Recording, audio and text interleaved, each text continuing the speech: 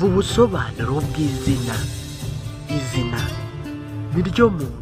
Ubusobanuro bw'izina Jonas, bamwe bamuhamagara John, abandi bakamuhamagara Jona, abandi bakamuhamagara Umuntu. Jonas ni izina rihabwa abana b'abahungu, ni izina rifite amamoko mu Bayahudi mu rurimi rw'Igiheburayo, gusa Jonas ryaje kwamamara cyane rigera mu ndimi nk'Ikigereki ndetse n'Icyarabu.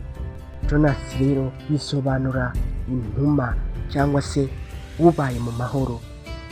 Iri zina Jonas kandi bavuga ko rikomoka ku rindi zina ryo muri Bibiliya rya Jona cyangwa se Yona, wa wundi wamizwe n'isi muri Bibiliya batubwira.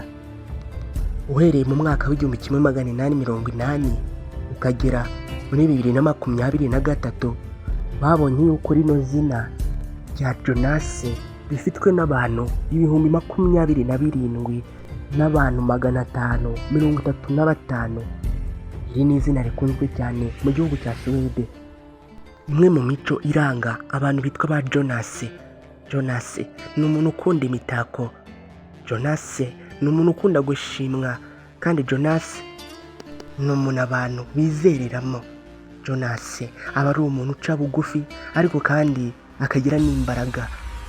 Jonas ni umuntu w'umuhanga kandi akamenya n'utuntu twinshi abandi bantu baba batazi.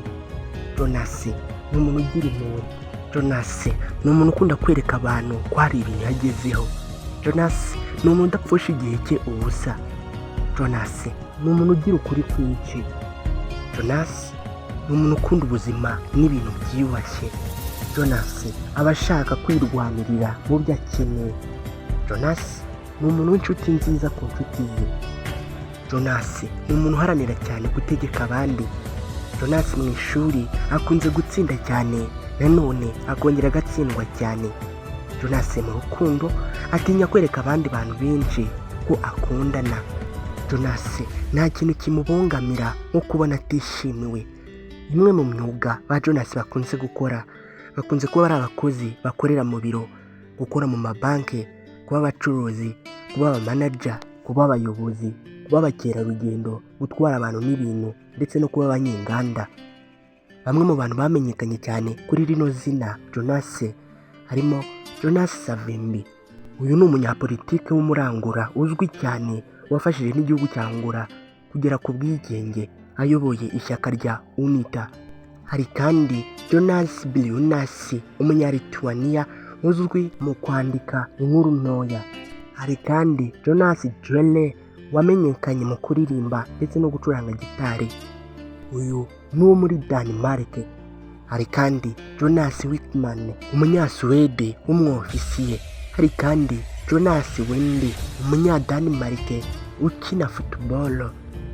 Rero niba witwa Jonas, niba uzi umuntu witwa Jonas, niba uturanye na Jonas, mwifurije kugira ibihe byiza.